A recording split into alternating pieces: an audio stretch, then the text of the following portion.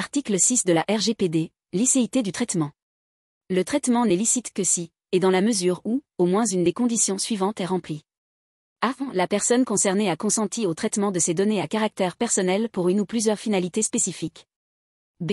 Le traitement est nécessaire à l'exécution d'un contrat auquel la personne concernée est partie ou à l'exécution de mesures précontractuelles prises à la demande de celle-ci. C. Le traitement est nécessaire au respect d'une obligation légale à laquelle le responsable du traitement est soumis.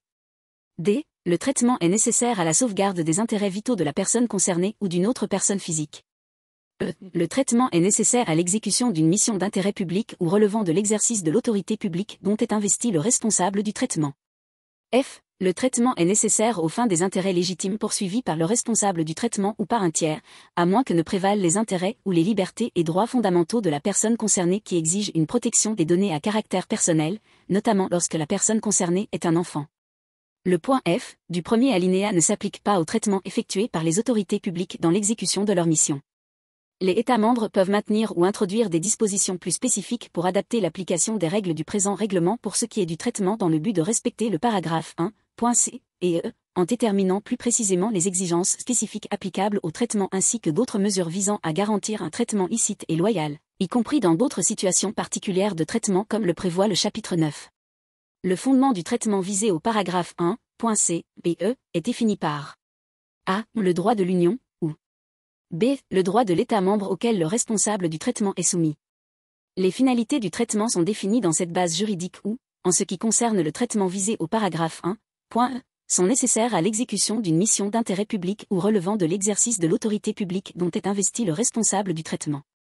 Cette base juridique peut contenir des dispositions spécifiques pour adapter l'application des règles du présent règlement, entre autres, les conditions générales régissant la licéité du traitement par le responsable du traitement, les types de données qui font l'objet du traitement, les personnes concernées, les entités auxquelles les données à caractère personnel peuvent être communiquées et les finalités pour lesquelles elles peuvent l'être, la limitation des finalités, les durées de conservation, et les opérations et procédures de traitement, y compris les mesures visant à garantir un traitement licite et loyal, telles que celles prévues dans d'autres situations particulières de traitement comme le prévoit le chapitre 9.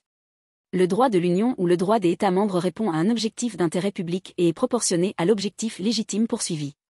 Lorsque le traitement a une fin autre que celle pour laquelle les données ont été collectées n'est pas fondé sur le consentement de la personne concernée ou sur le droit de l'Union ou le droit d'un État membre qui constitue une mesure nécessaire et proportionnée dans une société démocratique pour garantir les objectifs visés à l'article 23, paragraphe 1, le responsable du traitement, afin de déterminer si le traitement à une autre fin est compatible avec la finalité pour laquelle les données à caractère personnel ont été initialement collectées, tient compte, entre autres, A. De l'existence éventuelle d'un lien entre les finalités pour lesquelles les données à caractère personnel ont été collectées et les finalités du traitement ultérieur envisagé. B. Du contexte dans lequel les données à caractère personnel ont été collectées, en particulier en ce qui concerne la relation entre les personnes concernées et le responsable du traitement.